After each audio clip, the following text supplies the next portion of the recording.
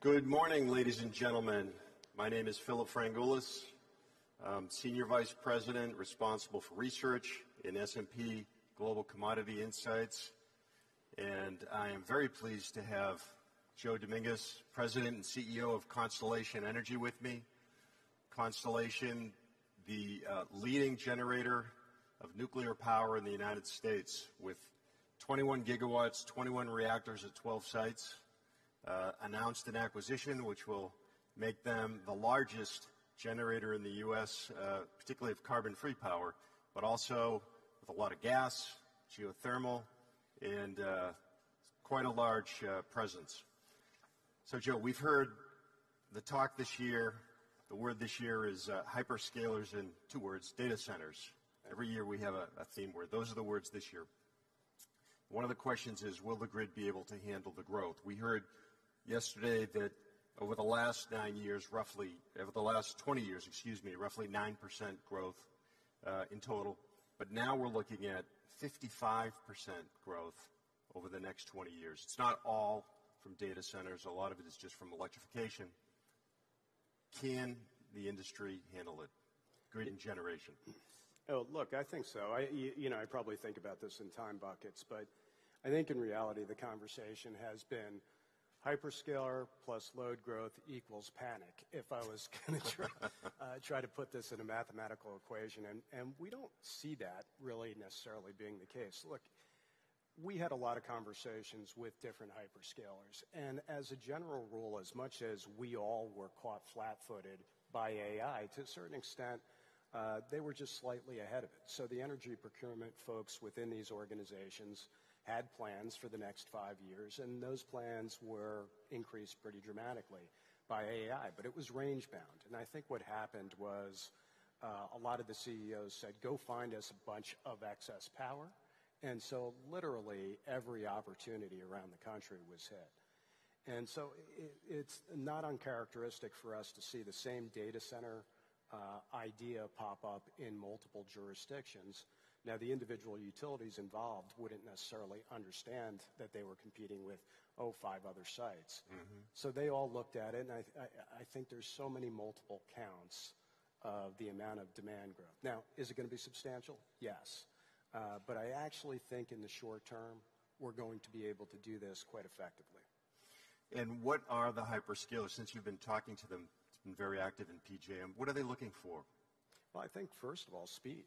I think the most important thing for them is to be able to meet their plans. They've bought these chips that are incredibly expensive. You know, we tend to translate things, just to make it easier in our jargon, into dollars per megawatt hour. For an entire facility, it's about $1,600 per megawatt hour in costs. About $800 of that is the chips. Energy is about 7 or 8 or 9% of their total cost. But they don't want that 7, 8, or 9% to be the blocker for them to be able to actually utilize the chips, because the chips, as powerful as they are, they're not state-of-the-art forever. So they have a 5 or 6 year depreciation schedule, and afterwards they need to be replaced with newer, more modern chips to maintain that competitive advantage. So their most important thing is certainty and speed. They want to get up and running quickly. They don't want to lose a second of time that they own that chip where it's not working and doing the things they need it to do. And do they want power inside the fence or outside the fence? I think they will do either, provided that speed is met. I think obviously they also have environmental commitments, so proximity to 24/7 clean energy is something that they would strongly prefer. Okay. It seems that some utilities, even though they seem very happy about the increased demand, right? Big change, we've also seen some news about maybe some punitive rates that maybe some are considering to punish because of the cost of adding the hyperscalers. Is there a bit of schizophrenia, or how do you read that? I don't know if I'd use that adjective, but it might be a different mental condition. But it is definitely the case that as in any market, supply and demand has an impact on underlying energy prices. And to the extent that what we're seeing here is really a requirement to build new generation or new forms of supply of whatever kind, there's a tendency in vertically integrated states to say, let's visit all of those costs on the cost causer. And that's quite different. That's very different from the history of our business, where new customers on a system don't bear the entire cost of the infrastructure needed to serve them. But we are seeing that. So with the added costs and with the build-out, do you have any concerns about prices, retail prices? I think we're seeing an uptick in capacity prices as the system becomes tighter. But as a general rule, what we're seeing in terms of overall energy prices, we're still not at levels that nominally, not adjusted for inflation, than we observed in 2008 and 2009. So in the wholesale markets in which we operated, I was doing in 2007 24/7 deals for nuclear that were priced at around $53, $54. That's significantly higher than the market is today, even with this additional load. The main difference, though, is that the wires charges in that intervening period have gone up fairly substantially. I think it's well understood that the utilities use this drop in underlying power prices as an opportunity to do things to the system to improve the quality of the delivery service, address reliability issues. So as we visit the world today, we're seeing the same energy prices, but on top of that, the delivery charges and transmission charges are considerably north of where they were before, and that is creating some pressure on customer bills. So to accommodate this growth, what kind of generation do you think will add over time? Well, look, let's kind of go to the underlying facts.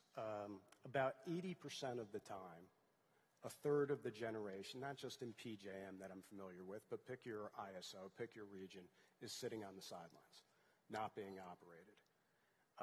And that's because we have a really peakish system. Most of the time, we don't use nearly all of its capacity. That means we could add data centers for most hours, and they're going to have a de minimis impact on the grid. In fact, arguably a beneficial impact, because they will help to support the wires that have been built and the infrastructure that's been built. But we do have, and we're approaching, peak hour issues. One interesting study that I commend to everybody is reading, I think was done by Duke University and released in the past few weeks, is the use of curtailment, or what we would call in the business demand response, as a means of creating some flexibility around the peak. And we used to see quite a bit of that. As much as 1% of the system supply in PJM had been demand response, customers willing to curtail when prices were high. And the fascinating piece about the Duke study is that even if we only get 0.5% of customers, 0.5% of customers doing that, we would liberate on the grid the ability to interconnect 71 gigawatts of new power resources, an astonishing amount. You just talked about our fleet being one of the largest it is at over 20 gigawatts, but the equivalent of 3/4 of the nation's nuclear capacity, right? If we're 25%, a full 75%, imagine that being just fully liberated for use for data centers just by getting people to curtail on peak hours. Now, there'll be a point where that resource is exhausted. But one of the reasons, Philip, that I think this problem is easily solved in the first instance is we do have some slack in the system. We're not optimally using the system, so we have some ability to use that. And we have the ability to get customers to curtail as they have historically, and we'd actually increase the number of megawatts. So I've got this a little bit upside down from other speakers you might have been hearing. You probably hear throughout the conference this kind of panic. I don't feel it. I'm seeing the pace slow down in the sense that the hyperscalers are rationalizing their needs. I think we have system slack. I actually think, and I know this is a bit counterintuitive, but I think the question is really going to be, what do we do if we think about this in, call it 5-year chunks? What do we do in years 6 through 10 and 11 through 16, right? I mean, what are we going to plan from a resource standpoint? Because there, I think it's critically important that we plant the seeds today for the technologies we're going to need in the future. So that's a good segue. Nuclear seems to be having a bit of a renaissance. Last year, we had CEO of Southern talked about Vogtle had just opened. What do you see in the future for nuclear right now? Are we having a renaissance? Will we see new construction? You know, renaissance is like a taboo world in our business, but yeah, I think there's a renewed interest. Other countries are doing it. I think we have to select designs that are very repeatable. Otherwise, we're going to be back in the circumstance we were during the first build-out, where we're building a bunch of custom homes as opposed to a bunch of track homes. If we get the design customized and we rinse and repeat, there's no reason why nuclear shouldn't be one of the technologies that we will use in that period, 15 years, 10, 15 years down the road. But we have to do the right things today. Likewise, carbon sequestration, I think there's a there on that. Again, regionally, it's going to depend on geologic formations. Renewables with storage solutions, better storage solutions are going to play a role here, but it's going to be all of the above. But I saw this paper the other day that just struck me, and I don't know if it's right. It was just it was about climate. And as we know, the world's temperature has fluctuated wildly over the history of the planet. The last time it moved 6 degrees Celsius in a span of time began in 22,000 BC. That is to say that it took from 22,000 BC to today, roughly 24,000 years, for the planet to warm 6 degrees Celsius. And scientists could pretty much predict this through carbon and other methodologies that they use. If the models are to be believed, and I understand this is quite a contentious issue these days, but we could see a 6 degrees Celsius movement in the next 60 years. What happened in 24,000 years is, based on some of the science at least, indicating we'll see that in the next 6 decades. So that causes me to think about this, and the reason I think that it gets harder to plan for the future. We may believe, and I believe, that gas is going to be a fundamental part of our future. But I don't think the fact that we've put climate on the shelf, and arguably should be on the shelf given the imperatives of saving the country and leading economically and from a security standpoint with AI, and I do believe Secretary is right that we lead best when we're strongest. But we're going to have to address that issue. And we can't ignore it, because if you were just to transport your brain 10 years into the future, if any of these models are remotely accurate, what we're seeing is an asymmetrical shape to the temperature curve that causes us to believe that human impacts from climate are going to be far more severe 10 years from now than the travel we saw in the past 10 years, and so on and so forth. And so when we're thinking about powering AI in the future, I think carbon is going to return as one of the imperatives.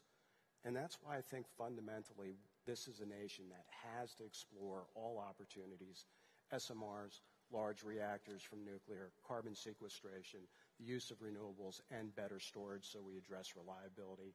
But that to me is a reality more than the idea that we're going to have this unfettered use of fossil fuels for the next 20 or 30 years. It doesn't seem likely to me. Do you think, will it be both SMRs and traditional large nuclear combination? I think the jury's still out on that. Okay. I think probably the best thing we could have done and should have done is after Southern had completed Vogtle, is to use that workforce and the learnings and quickly move on to the next units. But we all know the story there. A bankruptcy in the middle of that, COVID, massive delays. But notwithstanding all of those things, and I don't think we'll repeat those things. The reality was the second reactor at Vogtle that they built was 20% cheaper, and there's no reason to believe that that trajectory of cost savings wouldn't have continued. And all told, it still clocked in at a price of roughly $150 a megawatt hour, equivalent to what New York selected as its offshore wind solutions for a resource that's quite a bit more reliable. So we tend to think about that experiment with the AP1000s and say, oh, that was a disaster. But I really think we have to go back and relook at the facts there. It was a disaster in the sense of the length of time and the fact that it was way over budget. But the outcome was not. So you mentioned skilled labor to construct. Yep. How are you doing? Are you finding what you need today? It's tough. I think it's tough sledding for everyone because the same drivers for AI, the need for electricians, the need for all sorts of support services, the technologies underlying, whether they be transformers or wires or whatnot, all of those things are in short supply today. And that's leading to some of the cost issues that we've been hearing about. So let's change gears. Why buy Calpine now? Because we looked at ourselves in the mirror. We were doing great as the largest publicly traded nuclear company in the world. But we had a number of conversations with hyperscalers, and we said, look, if we're going to try to be one of the companies that they pick up the phone and call first for solutions, we needed a nationwide presence, and we needed to be realistic that we weren't going to be able to do this on nuclear alone. But it was fundamentally important to us that Calpine was also leading in terms of research on sequestration, which I think is quite exciting. And we did a lot of diligence on that. So we saw that there a fleet that was already well-positioned, already built, trading at a small fraction, frankly, of what we thought new build costs would be, in a world where our customers needed power now. And we weren't able to do that, quite honestly, with the fleet we had. But with the combined capabilities, we serve 75% of the Fortune 100. It's seldom the case that a client walks through the door and says, I want 100% of the power from nuclear energy, right? They have some sort of load shape that they want to match. They have some sort of sustainability goal. They want to have price certainty on a piece of it. But we'll use a combination of products out there. So we're often out there buying gas fired gen just to serve our customer load. It's far more efficient to have that and the capabilities. And I think you already said that you see similar culture with Calpine, so it should be a good fit? Yeah, I mean, the biggest thing when you're entering into any relationship like this is who your partner is. What their ethos is, what their vision is. They had a very strong vision around addressing climate, around reliability, around customer service, the innovation that they would provide. I mean, it's a fantastic team, and anyone who's dealt with Calpine knows that. And they'd kicked our ass a lot, pardon my language, but they had whooped us a lot as we competed with them. And sometimes we whooped them, too. But they were good people and strong competitors, and I'm going to love having them as part of our team. Going back to AI and data centers, are you starting to see any deployment of AI in your operations? Sure, yeah. I mean, one of the cool things we did is we have on the Susquehanna River, we have a nuclear plant, a pump storage station, and a dam that actually creates the reservoir. It's Conowingo, Peach Bottom, and Muddy Run. It's an interesting combination of assets, right? The dam, kind of how much you release through it, sets up for how much pump storage you could have at any given time. There are thermal issues. You got to predict the rain and all of that. So how do you maximize the utilization of these three resources that maximizes the value for customers? And we were, through the adoption of AI, able to deliver $35 million of more electricity value to the region just by having AI plan for rainfall, tell us how much water we should release for the dam, constantly measure temperature and energy prices and all of that. So that's one small example, but we're going to do that in our customer business. Look, I don't think any company in this space that is not thinking about AI is not going to be around on this stage 10 years from now. Just not going to happen. The other thing, demand response, curtailment, the things we're talking about, very labor intensive, very data intensive. How do you manage 100, 200 customers who have to curtail at exactly the right moment? Turns out AI and AI tools are a wonderful part of that strategy. Yeah, there's been a lot of talk showing how energy and AI coming together, what a benefit it could be. We're seeing it. I mean, we talk a lot about these longer-term longitudinal benefits. We're going to cure cancer and all of that stuff. That's all great, but we need to solve today's problem, and we need to demonstrate the utilization of this technology to make us better now. So it really does feel like we might have reached a point where the image of nuclear has flipped and gone over the tipping point a bit. Would you agree? Oh, I definitely agree. But we're in a business where we earn our reputation and earn this particular and very unique public trust every single day. And if we keep doing that, the results are going to be good. That's great. Well, we've run out of time, but I have to say, you've calmed me down, Joe. I hope the audience, we've heard a little bit of panic around AI maybe breaking the grid. We didn't hear that. So please join me in thanking Joe and wishing him best of luck with his merger. Thanks, Joe. May we have your attention, please? The program will continue momentarily.